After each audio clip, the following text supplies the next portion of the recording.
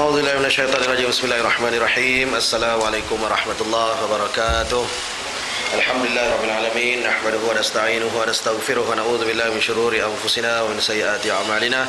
May yahdihillahu fala mudilla lahu wa may yudlil fala hadiya lahu. Asyhadu an la ilaha illallah wahdahu la syarika lah wa asyhadu anna Muhammadan abduhu wa rasuluh. Allahumma salli wa sallim ala 'abdika wa rasulika Muhammad wa ala alihi wa sahbihi ajma'in.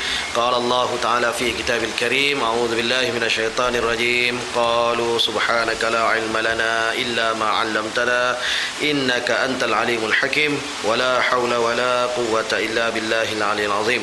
Rabbi shrah li sadri wa yassir li amri wahlul 'uqdatam min lisani yafqahu qawli. Allahumma iftah alaina hikmataka wanshur alaina min khazaini rahmatika ya arhamar rahimin. Allahumma nawwir qulubana bi nuri hidayatika kama nawwartal arda bi nuri syamsika abadan abada bi rahmatika ya arhamar rahimin. Allahumma ya fattah ya alim iftah alaina futuhal arifin warzuqna fahman nabiyyin wa sallallahu ala sayyidina Muhammad walhamdulillahi rabbil alamin walillahil izzah li rasulih amma ba'. Baik, kita mensyukur kita kepada Allah Subhanahu wa taala, tuan-tuan. Alhamdulillah dapat kita berkumpul pada malam ni dalam rumah Allah Subhanahu wa taala, yang mana saya yakin dan percaya kita dah tunaikan kata solat jamaah kita secara berjamaah, secara solat maghrib kita secara berjamaah. Dan tuan-tuan, seperti mana yang kata tuan-tuan maklumi, saya tengok pun dekat banner kat luar tu, Sanang pun cakap kata baru selesai dengan kursus pengurusan jenazah pengurusan jenazah. So yang mungkin jadi model tu rasanya insaf sungguh lah kot lah rasanya. Kata ada yang dah dikebumikan siap boleh timbul balik tu nasib baiklah, tu tak ada masalah apa-apa lah, tuan-tuan. Baik, tapi setidak-tidaknya tu merupakan satu orang kata tambah-tambahan untuk tuan-tuan, dalam arti kata lain sebagai satu persediaan. Sebab bagi kita, tuan-tuan, pada hakikatnya ialah sememang yang kata akan bertemu dengan Allah Subhanahu wa taala, itu pasti. Dalam arti kata lain akan sampai pada satu ketika, saat dan waktunya nanti kita akan bertemu dengan Allah Subhanahu wa taala juga. Cuma kita tidak pasti bila kata cara mana Allah jemput kita, yang itu kita tak pasti. Itu merupakan satu hakikat yang sememangnya, tuan-tuan, kalau kita tengok dalam kata ayat akhir surah Luqman, tuan-tuan akan jumpa yang mana sememangnya kata Allah Subhanahu wa taala katakan bahawa kita tidak tahu, manusia tak tahu di bumi mana dia akan mati.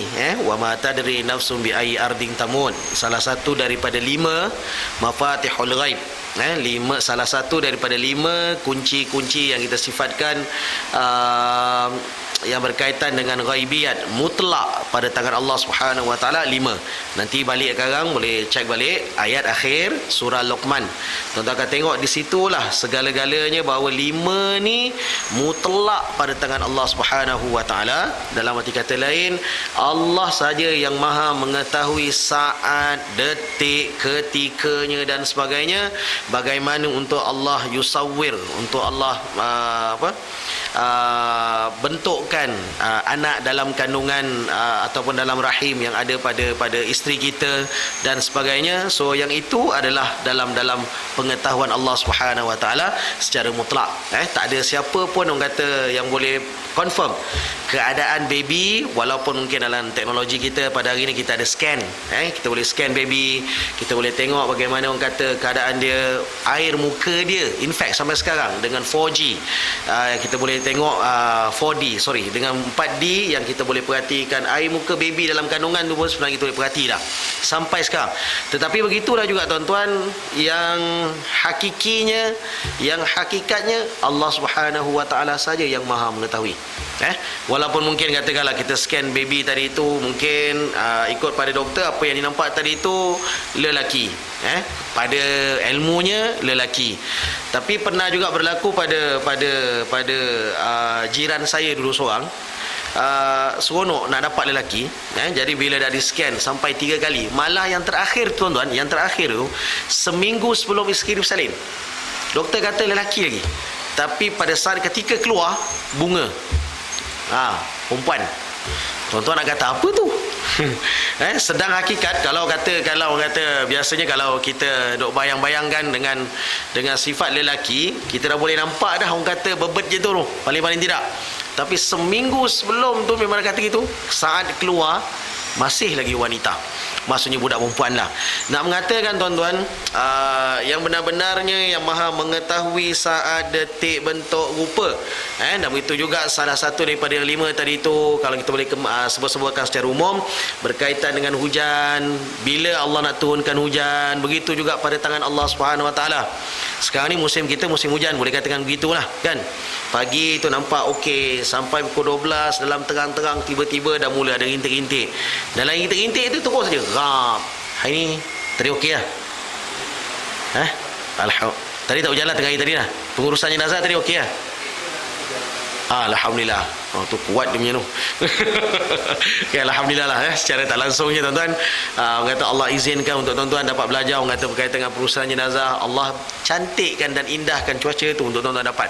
Jadi dalam kata lain tuan-tuan nanti balik cuba semak, dan nanti mungkin Ustaz Adnan sendiri pun boleh orang kata boleh huraikan balik ayat akhir surah Luqman 5 yang disifatkan sebagai mafatihul ghaib, yakni kunci-kunci perkara ghaib yang mutlak pada tangan Allah Subhanahu Wa Taala. Memang tak ada manusia kalau yang boleh mengetahui, melainkan hanya sikit-sikit je lah yang mungkin Allah berikan tanda-tanda, simptom-simptom bagaimana antara sebab dan musabab untuk kita cuba memahaminya dan sebagainya. Maka itu je lah yang kita dapat.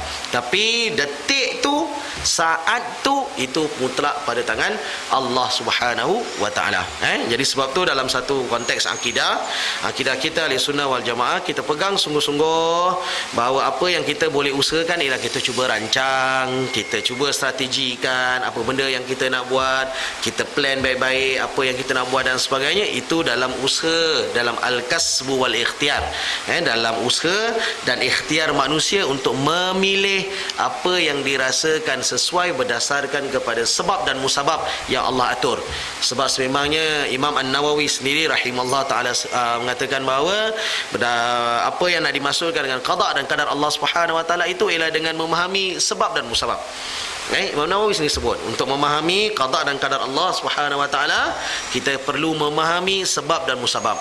Kita baru dapat kata keputusan UPSR anak-anak kita. Mungkin sebagian daripada tuan-tuan juga orang kata ada anak-anak yang baru dapat keputusan. Begitu juga dengan anak saya sebenarnya.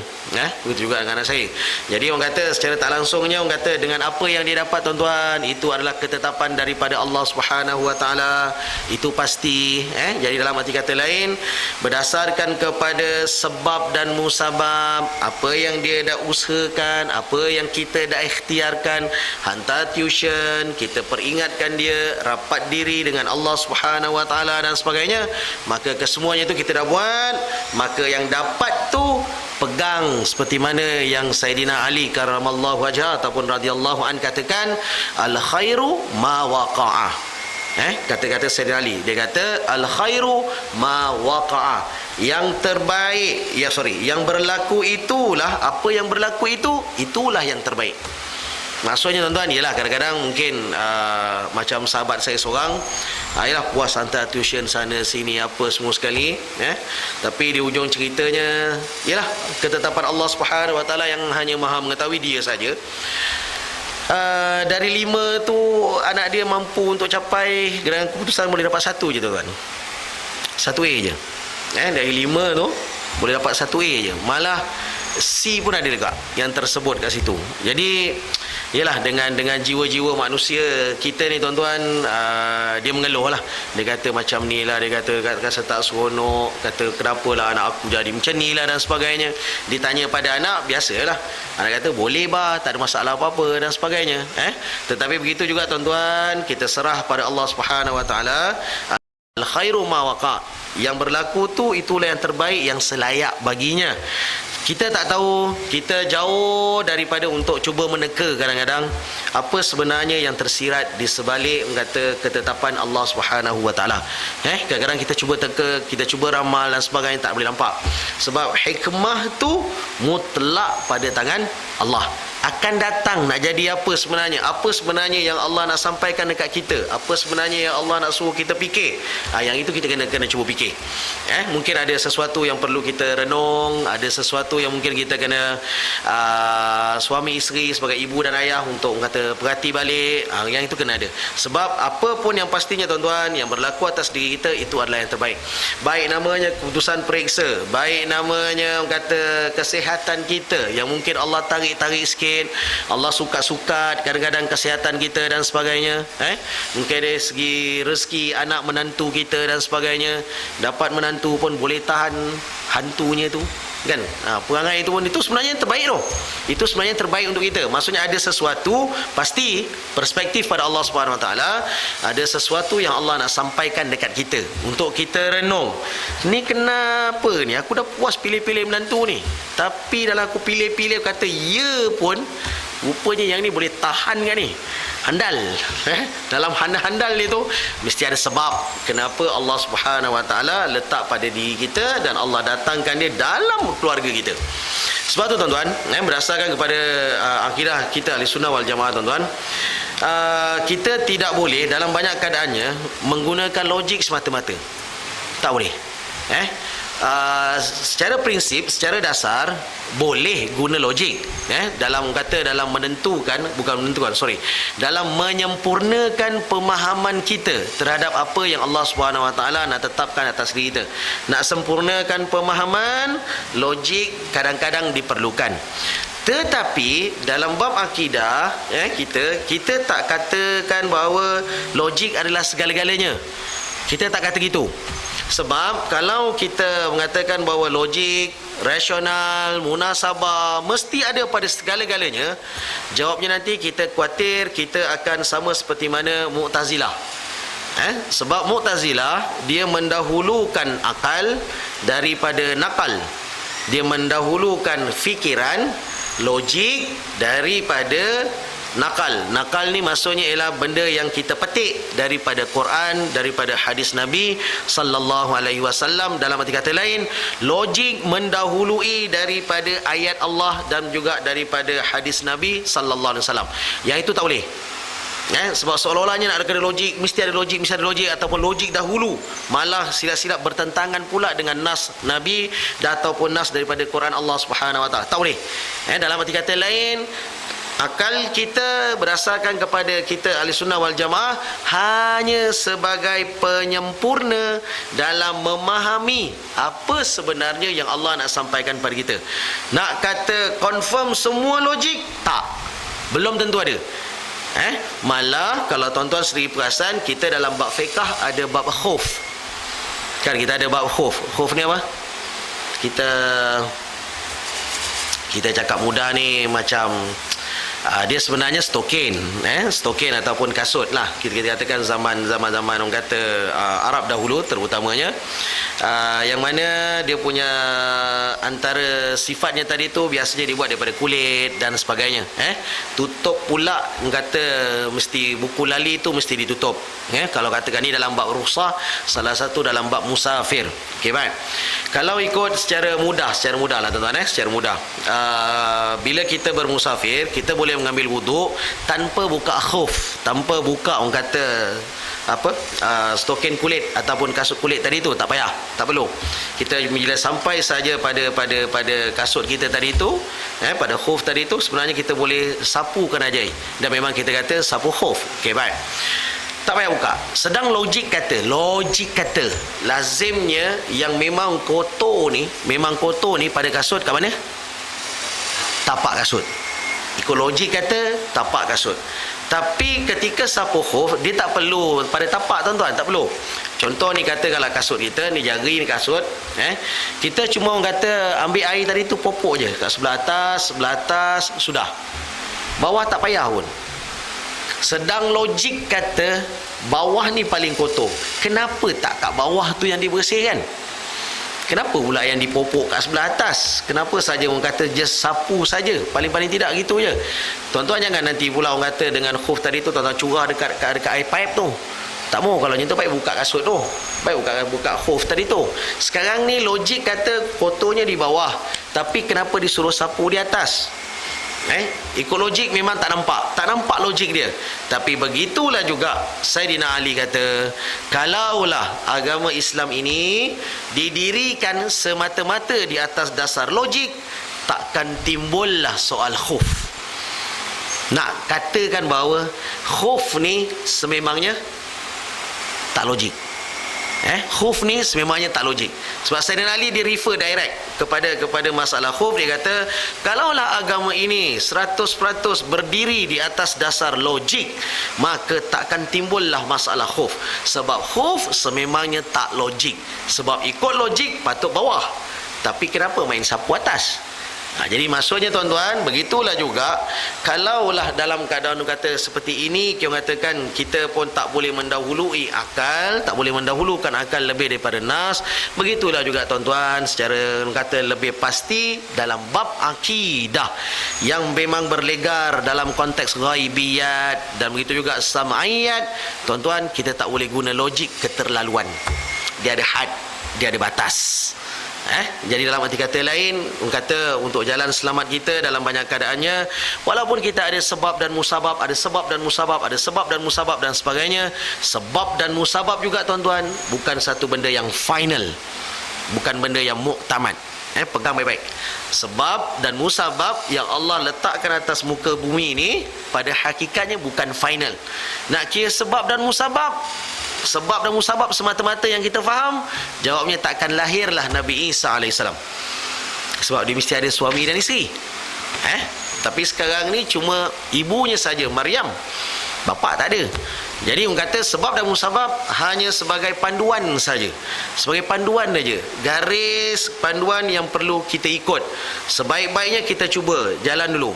Nak sihat, bahasa mudahnya kena ada 2 liter air satu hari. Contoh katakanlah sebab musabab, air masak. Air masaknya kena ada 2 liter. Air putih lah, air mineral lah, air mati ke apa ke, pandailah bahasa kita ni terpulang lah. 2 liter. Kalau katakan atas dasar fluid ataupun cecair, kena ada 3. Air masak 2 liter. Kalau atas dasar cecair, maksud cecair apa? Berair lah, berair. Kopi janda contoh, air lah, kopi lah kan, tapi cecair lah. Kopi jantan contoh, sop, sayur pula, air dalam buah-buah tembikai dan sebagainya, campur semua. Satu hari badan kita perlukan 3 liter, campur semua. Tapi kalau cakap air masak, air putih saja berapa? 2 kena ada. Kalau cakap gelas, berapa gelas? 2 liter. Payano nak kira. Kalau gelas 8. Untuk laki perempuan dia ada beza. Kalau untuk kita lelaki, berapa gelas? 8. Average-nya 8. Kalau untuk perempuan muslimat, untuk perempuan berapa gelas? Kalau atas nama gelas, dia kena 12. Dia kena 12. Dia ada lebih sikit. Sebab orang kata sistem badan dia tak sama dengan sistem lelaki. Itu semua ilmu tuan-tuan, atas sebab dan musabab untuk kita cuba bawa dulu, jaga dulu. Apa yang Allah nak tetapkan, kita jangan fikir. Itu hak mutlak Allah. Allah bagi kita akal untuk kita cuba jaga dulu sebab dan musabab. Itu asas untuk hidup di atas muka bumi Allah Subhanahu Wa Taala. Jaga dulu sebab dan musabab ni. Kita tak semudah orang kata terus saja serah macam tu. Tak. Malah kita sendiri tahu bahawa Nabi sallallahu alaihi wasallam sendiri pun tegur kan pada orang Badui. Bila dia nak masuk je masjid Nabi sallallahu alaihi wasallam, letak je unta tadi tu tanpa ikat, Nabi tegur dengan dia. Apa yang kau buat tadi tu sekadar tinggal macam tu je, mafhum takribi. Sekadar tinggal macam tu aja. Ikat dulu baru bertawakal pada Allah. Maksudnya buat dulu sebab dan musabab. Ikat dulu supaya dia tak lari. Dalam arti kata lain sekarang tuan-tuan, bagi kita jaga baik-baik. Dalam arti kata lain, perlukan kepada usaha terlebih dahulu. So mana-mana anak yang dah lepas tadi tu, contoh dalam konteks UPSR tadi dan sebagainya tuan-tuan, dah kita tak boleh orang kata nak kata apa lagi lah. Dah itu yang sedia ada tuan-tuan orang kata jangan saya minta sangat-sangat lah.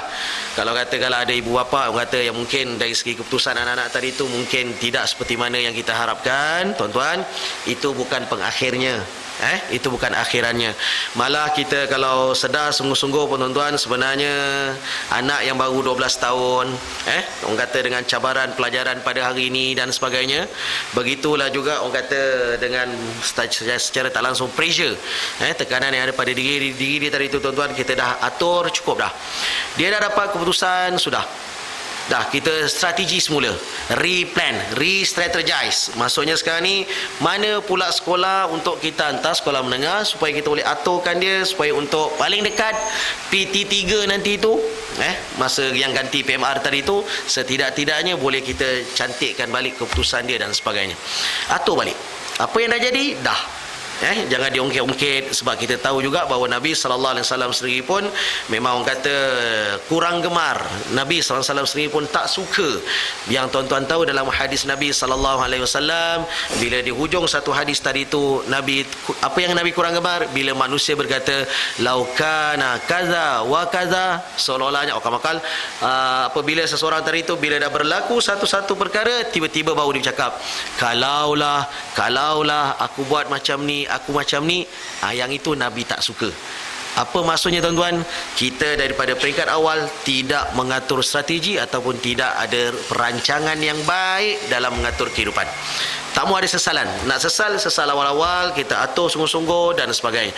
Sebab tu tuan-tuan, dalam banyak keadaannya, walau kita katakan tadi daripada sudut akal kita perlukan sebagai dalam menyempurnakan dalam untuk kita memahami apa yang sebenarnya Allah dan Muhammad sallallahu alaihi wasallam nak sampaikan pada kita. Tetapi begitu juga jangan mengutamakan ataupun keterlaluan menggunakan akal. Tak boleh. Dia hanya sebagai satu garis panduan semata-mata.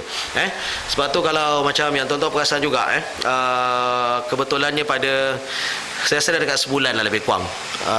Lebih kurang dekat sebulan. Perasan tak dekat paper ada satu ajaran sesat yang namanya Millah Abraham.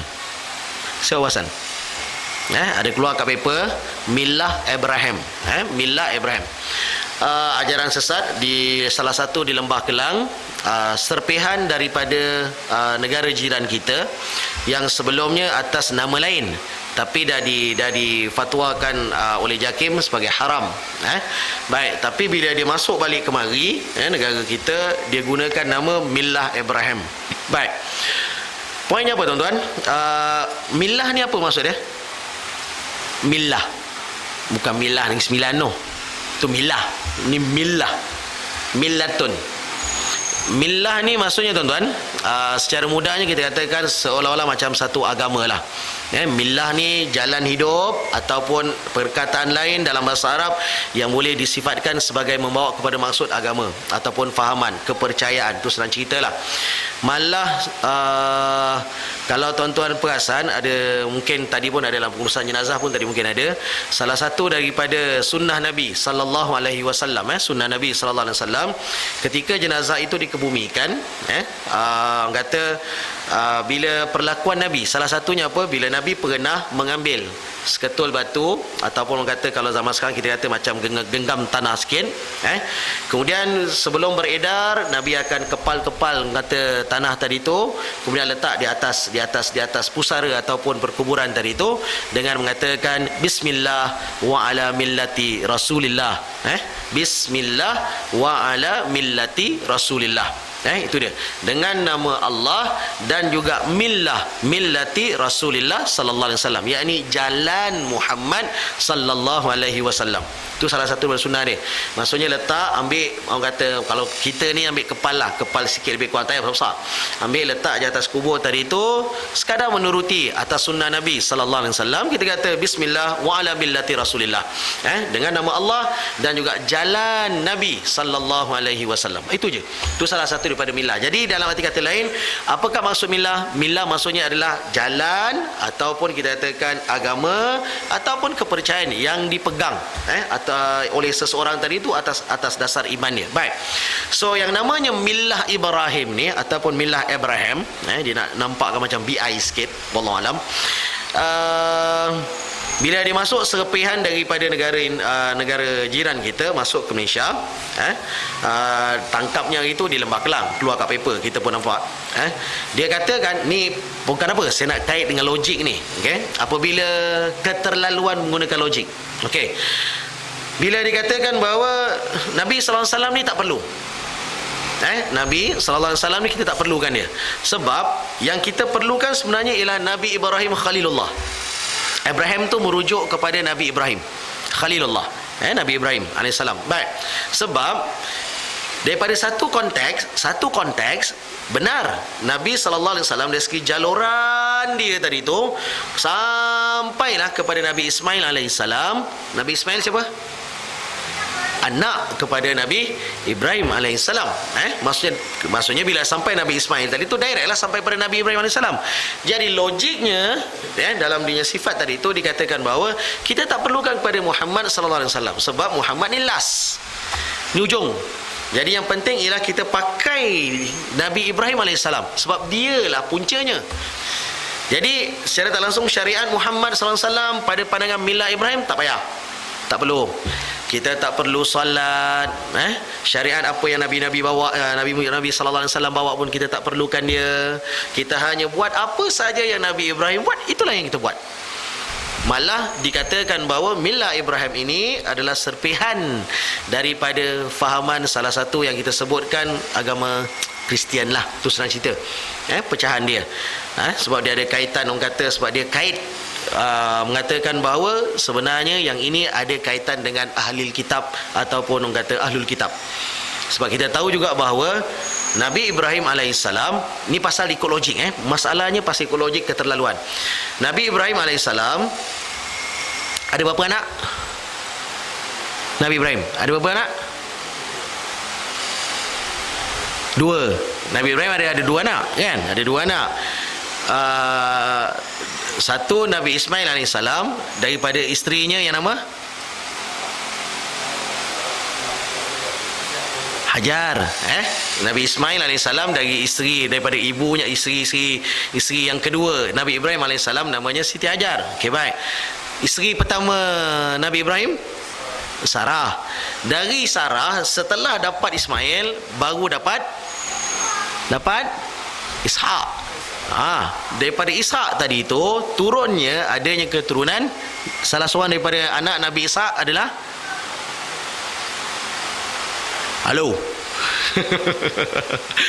salah seorang daripada anak Nabi Ishak adalah Nabi Yakub. Nabi Yakub yang disandarkan dengan yang kita katakan dengan Bani Israel, dengan nanti orang kata dengan Yahudinya dan sebagainya lah. Okey, baik. So senang cerita tuan-tuan, sebab tu dia kait dengan ahlul kitab, perserpihan daripada ahlul kitab, bawa tarik ke atas dulu tu dia kait kepada Nabi Ibrahim alaihissalam. Berdasarkan kepada logik ni semata-mata. Sebab tu dia kata tak perlu kepada Muhammad sallallahu alaihi wasallam. Sebab dia kata yang penting ikut atas. Nak kata ikut atas semata-mata, jangan, tak payah tengok bawah lagi dah. Muhammad ni tak perlu, sunnah ni tak perlu, dia kata solat lagi tak perlu ke dan sebagainya, Al-Quran ni pun tak perlu dan sebagainya. Dia kata tak perlu. Poin mudahnya tuan-tuan, sebab keterlaluan bila melihat kepada persoalan logik saja. Sedang hakikatnya kita tak boleh tengok macam tu je. Kita kena tengok juga mendahulukan nas, yakni Quran kata apa, Nabi sallallahu alaihi wasallam kata apa dalam hadis dia dan sebagainya. Tidak semata-mata melihat, contoh bahasa mudah dalam konteks ni, tengok rajah jaluran datang daripada mana, kita kata okey yang ni dah cukup, yang lain kita boleh dah boleh tolak saja dah. Tak boleh tuan-tuan. Sebab itu kalau dalam banyak keadaannya bila dah keterlaluan logik, tu yang datang persoalan macam liberalisme ataupun liberalism lah, senang cerita. Yang kita nampak sekarang ni lagi bercelaru bila ada pluralism ni maksudnya ialah kepelbagaian kepelbagaian agama, kepercayaan agama, ideologi dan sebagainya. Adapun liberalism ni tuan-tuan, dia lebih kepada persoalan kesan daripada pluralism. kesan daripada pluralism. Sebab liberalism ni maksudnya ialah persoalan liberty, nak bebaskan manusia kononnya atas dasar human right, atas dasar hak asasi manusia, untuk bebaskan manusia daripada cengkaman agama, cengkaman adat dan budaya setempat. Itu liberalism. Kalau tuan-tuan nak faham mudah, itulah poinnya. Liberalism apa maksudnya? Liberal ataupun liberty, daripada kata liberty maksudnya apa? Bebaskan manusia, persatu pergerakan untuk membebaskan manusia daripada pegangan-pegangan agama, pegangan-pegangan adat, pegangan-pegangan tradisi yang bersandarkan kepada agama. Jadi liberalism ni seolah-olahnya berdasarkan bahasa mudahnya atas kehendak manusia, individual rights, human rights dan sebagainya. Itu yang dia tekankan.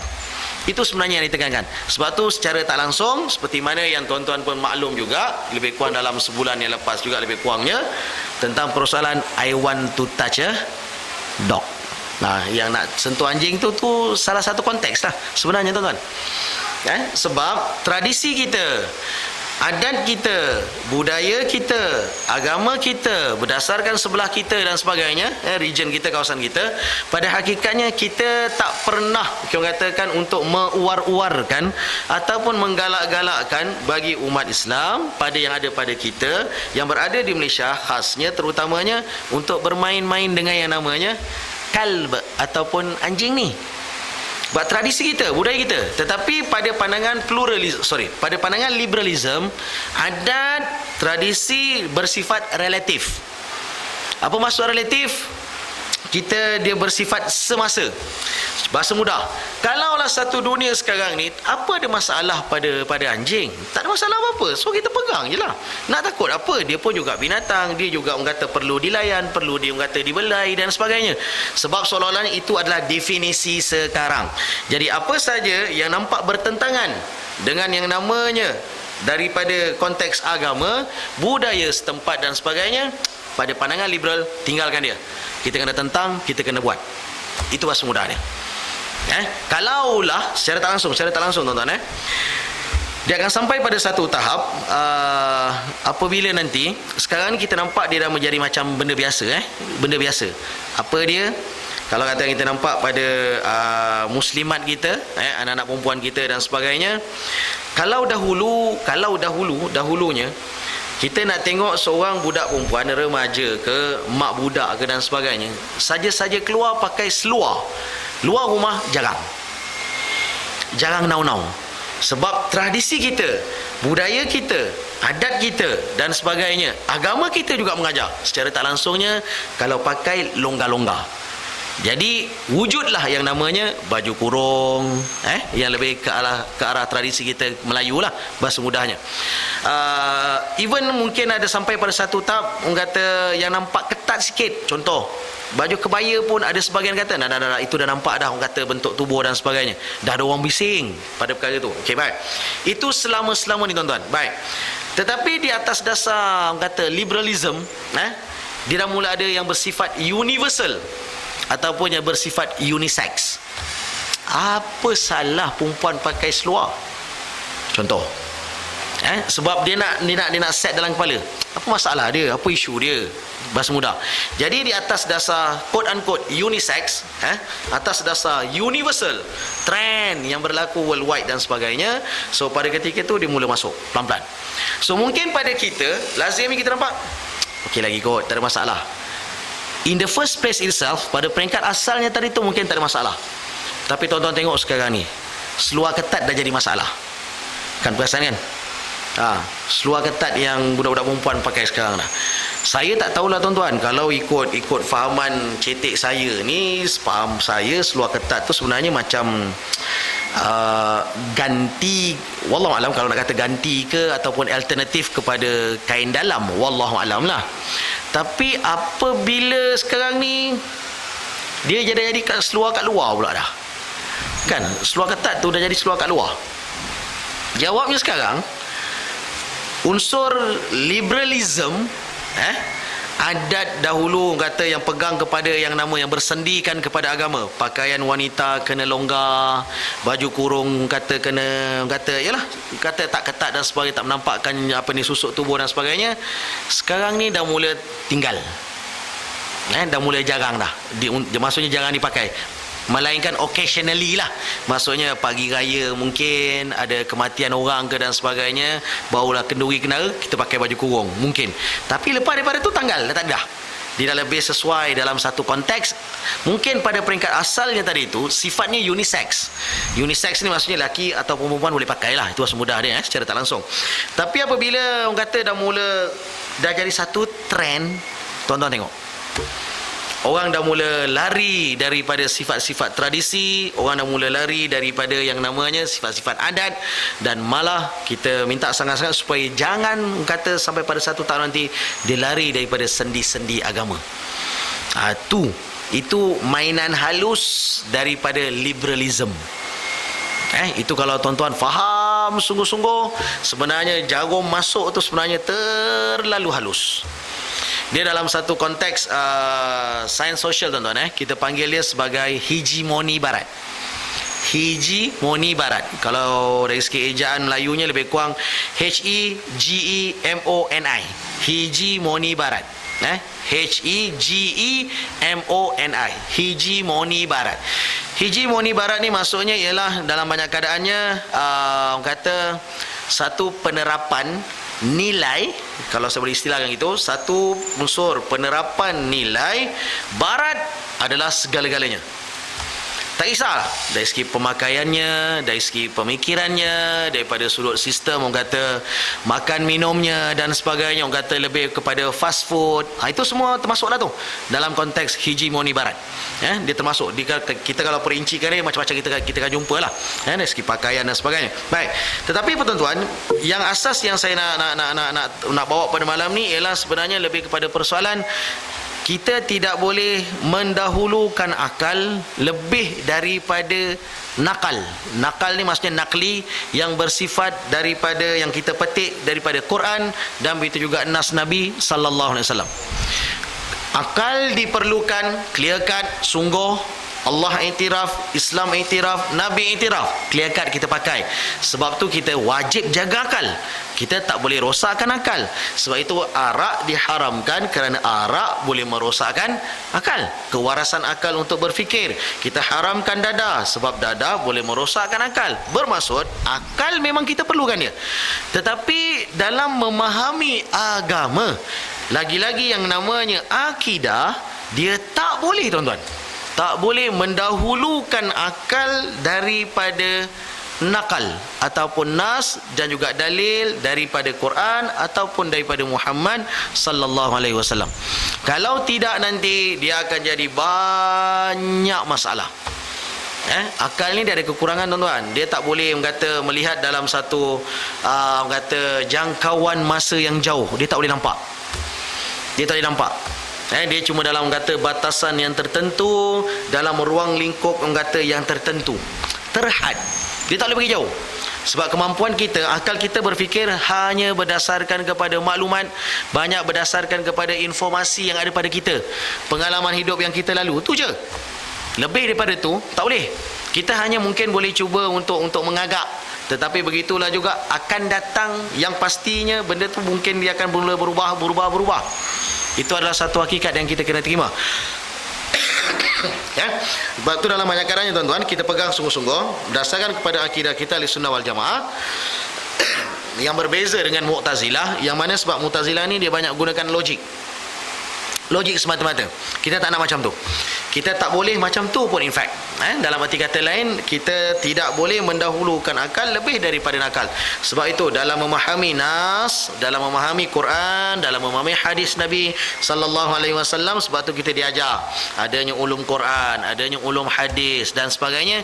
Kita tidak semata-mata melihat kepada kepada kalimah ataupun kita katakan semata-mata melihat kepada perkataan yang sedia ada pada nas. Tak.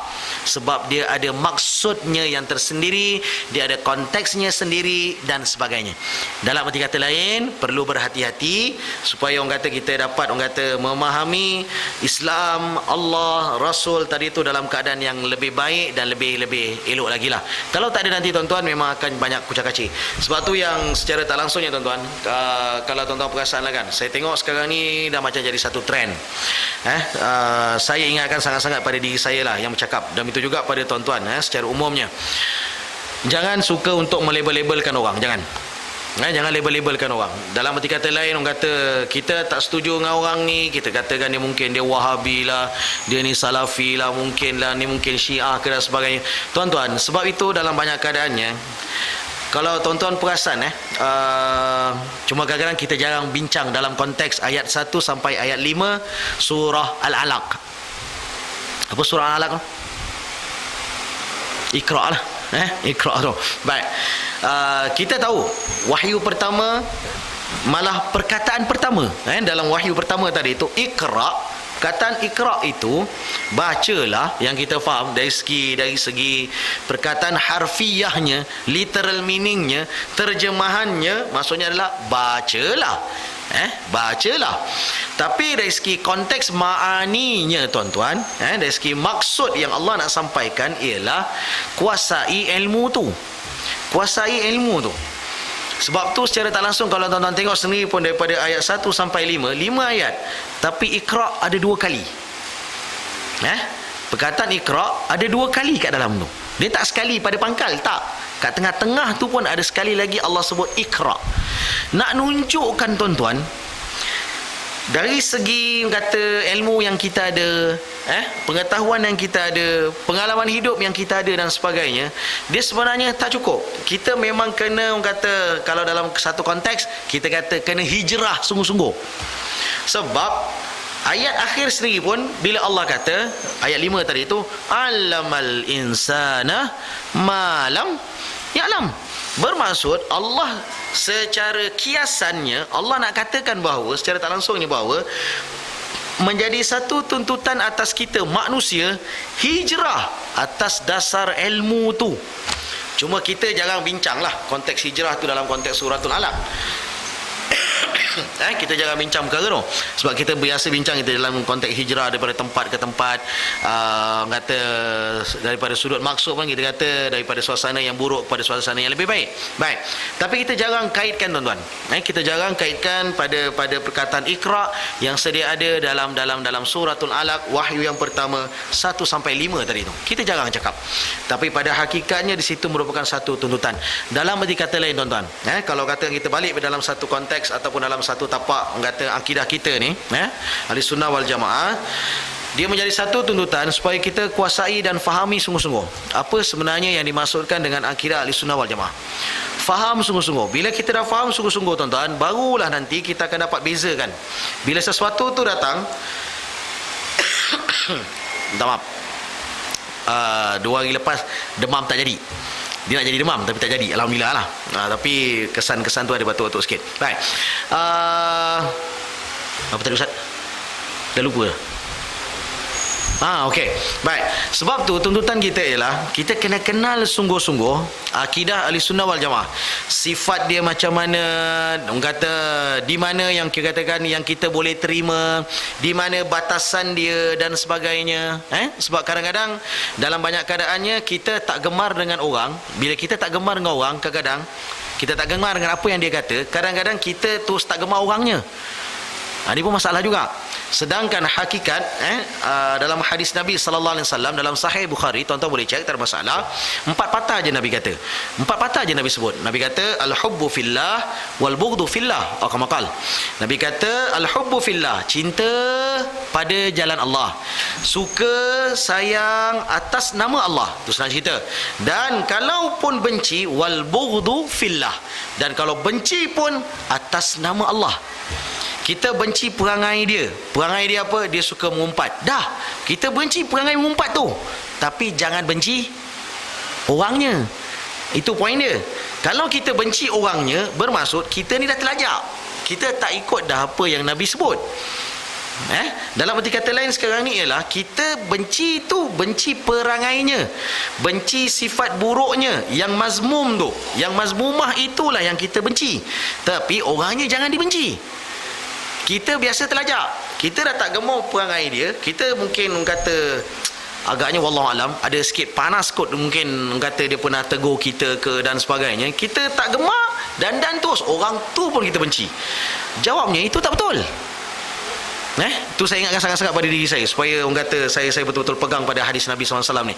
Dalam tiga kata lain, yang kita tak gemar tu cuma satu je, benda yang memang bertentangan dengan Allah dan Rasul. Ada pun orangnya, jangan kita ambil dia, sebab dia tetap juga saudara seagama kita. Ada kemungkinannya yang nampak pertentangan, okey, jumpa, kita cakap baik-baik, Mat, aku rasa yang kau suka main nombor ekor ni, kau tinggalkanlah Mat. Contoh, katakan, tak betul ni, alah bang Haji, saya main singgit je, kecil-kecilan saja, kecil-kecilan kan. Walaupun kecil-kecilan, kita kata tetap tak boleh. Jangan nanti orang kata nampak dia lalu je, kita terus, dah ini semua nanti dah tak betul lah ni, aku tak nak. Ni nak belanja pun, ini saya silap duit nombor ekor. Dah tak betul tuan-tuan. Apa bukti dia? Mungkin pernah selama ni, tapi yang waktu dia nak belanja tadi tu ada kemungkinannya halal. Dia jemput kahwin kita, mungkin dia buat majlis kenduri kahwin dan sebagainya. Aku tak nak lah, dia ni aku dengar dia selalu kalau kontrak pun main tender-tender ni ada suap-suap. Tuan-tuan, kita dah terlajak daripada yang sewajarnya tuan-tuan. Dia ada batas. Sebab itu dalam kita memahami akidah Ahlussunnah wal Jamaah, dia di situ ada had. Dia ajar kat kita, ada benda yang sememangnya kita tak boleh lebih, go beyond the limit. No, kita tak dibenarkan. Ada benda, bermaksud atas dasar hadis Nabi SAW tadi tu, secara umumnya kalau kita suka pun seseorang kerana Allah, atas nama Allah. Kalau kita tak gemar pun atas nama Allah, maksudnya mana yang bertentangan saja. Tu je, bukan orangnya. Yang menjadi trend hari ini yang saya perhati, dak persoalan takfir, persoalan kata nak meletakkan label orang ni macam ni dan sebagainya, dia jadi masalah.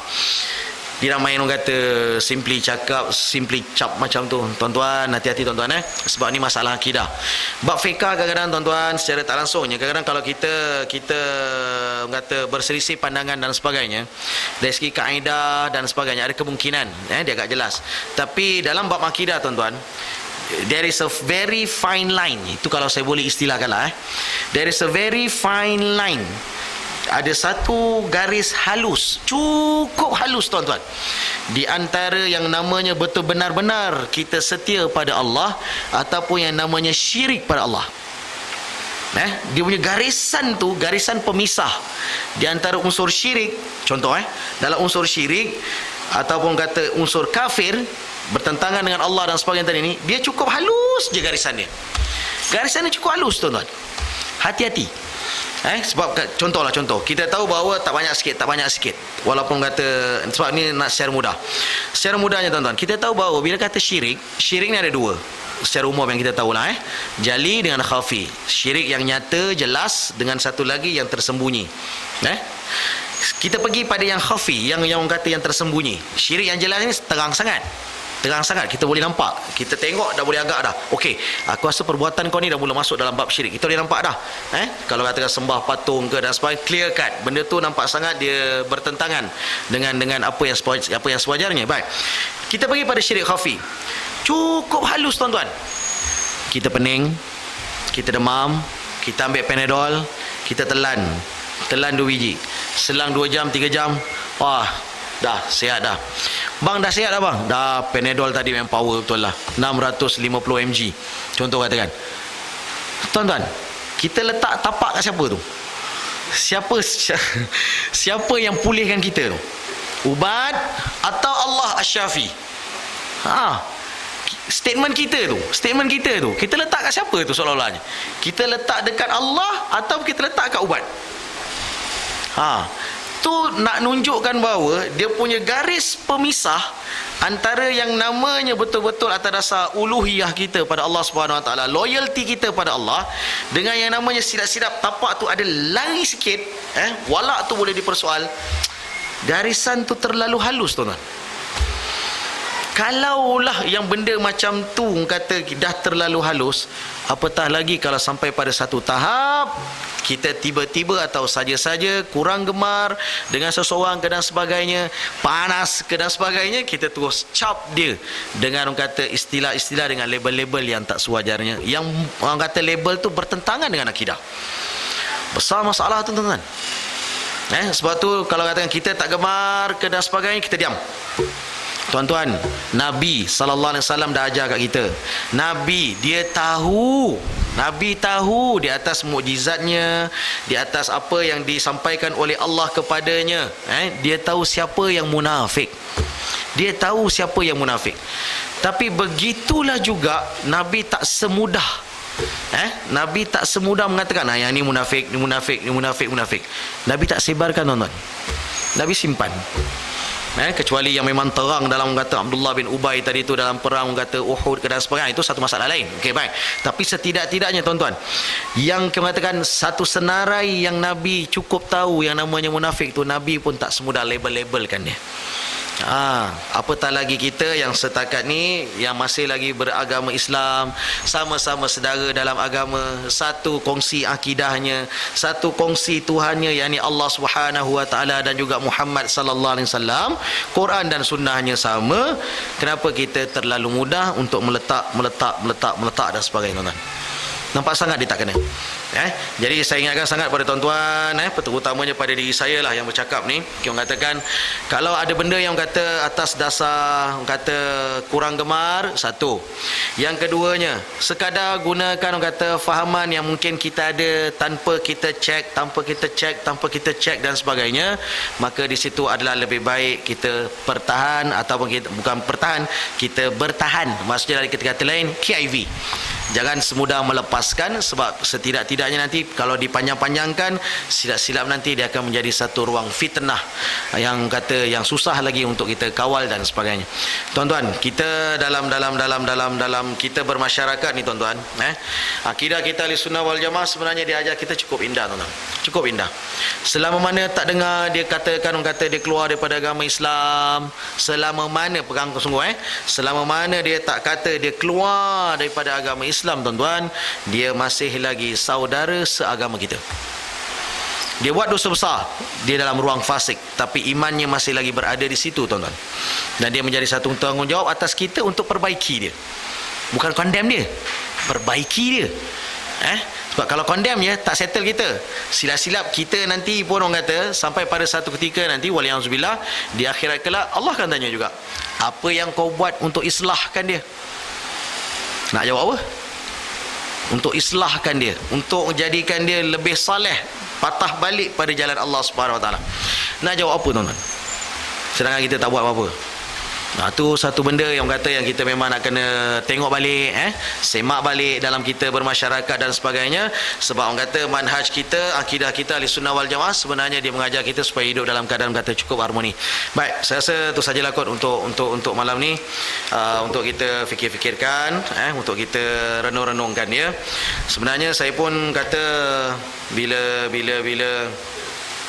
pengurusi telefon tadi pun kata saya berada di Seremban, ada program. Tapi yalah, alhamdulillah, itu pun sebenarnya sepatutnya kena gantikan orang lagi malam ni.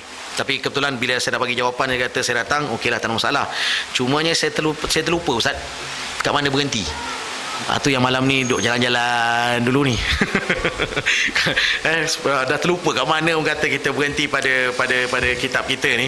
So tapi setidak-tidaknya pun memang tadi saya bagi tahu pada pengurusi, tak apalah, malam ni kita ulang-ulang dulu sikit lebih kurangnya dan sebagainya. Saya bawalah isu-isu semasa paling-paling tidak untuk kita cuba fikir-fikirkanlah. Saya rasa berapa bulan atas sini lama bulan 14 Oh, tazkirah Ramadan ada kan? Tapi yang kuliah di bulan 4 Tak ingatkan dah kena cantas. Tu saya cakap dengan pengurusi. Bila dia telefon tadi, lah ingatkan dah tak ada lagi, dah kena cantas ke apa ke? Kata tak, ada lagi. Oh ya ke? Yelah. Baik, saya kebetulannya saya lapang malam ni, bolehlah saya datang. Okey tuan-tuan, mudah-mudahan ada manfaat untuk kita fikir-fikirkan dalam akidah kita Ahlussunnah wal Jamaah. Kita jaga baik-baiklah akidah kita, dan jangan pernah kata semudah-mudah orang kata tembak sana tembak sini dan sebagainya. Sebab bila dalam bab akidah, isu besarnya ialah bila tak kena tembak tu dia patah balik kat kita. Yang itu yang kita khuatir sangat-sangat. Apa maksudnya? Kalau katakan kita terlalu mengambil mudah persoalan akidah, kita khuatir, waliyahzubillah, kita khuatir sangat-sangat bahawa apa yang kita sangkakan, apa yang kata kita letak, kata label-label dan sebagainya nanti itu, dia akan berpatah balik kepada diri kita. Itu yang akan menjadi satu masalah besar sebenarnya, apabila akidah kita sendiri pula yang terkesan kerana tapak dan hujahnya tidak tepat dan tidak benar. Kita ingatkan sangat-sangat supaya kita dapat kata berakidah kepada Allah Subhanahu Wa Taala di atas akidah yang sememangnya, yang disifatkan oleh Nabi sallallahu alaihi wasallam dalam hadis sahihnya, ma ana alaihi wa ashabi, atau kama qala sadaqa Rasul sallallahu alaihi wasallam, apa yang aku berada di atasnya dan itu juga para sahabat aku berada di atasnya, yakni di atas manhaj Ahlussunnah wal Jamaah. Mudah-mudahan ada manfaat tuan-tuan. Saya itu saja. Aku qauli hadza wa astaghfirullahal azim li wa lakum. Assalamualaikum warahmatullahi wabarakatuh. A'udzu minasyaitonir rajim. Bismillahirrahmanirrahim. Alhamdulillahirabbil alamin wassalatu wassalamu ala asyrofil anbiya'i wal mursalin wa ala alihi wa sahbihi ajmain. Allahumma fa'na bima 'allamtana wa 'allimna ma yanfa'una wa zidna ilman walhamdulillahi ala kulli hal. Allahumma arinal haqqa haqqan warzuqna ittiba'ah wa arinal batila batila warzuqna ijtinabah. Ya Allah, ya Tuhan kami, perlihatkanlah kepada kami kebenaran itu sebagai satu kebenaran dan berikanlah kami kekuatan untuk menurutinya ya Allah, dan Kau perlihatkanlah kepada kami kebatilan itu sebagai satu kebatilan dan berikanlah kami kekuatan untuk menjauhkannya ya Allah. Allahumma rabbana atina fid dunya hasanah wa fil akhirati hasanah wa qina adzabannar. Wa sallallahu ala sayyidina Muhammad walhamdulillahirabbil alamin. Barakallah barakallah barakallah barakallah barakallahu lakum wa lana barakallahu lakum wa lana. Allah barik lahuma, Allah adim hubbahuma, Allah salli wa sallim ala rasulillah. Allah tub alayna, Allah irda anna, Allah ihdi khutana ala sunnat nabina. Let's raise our hands and make dua like the Prophet taught us, and with one voice let's all say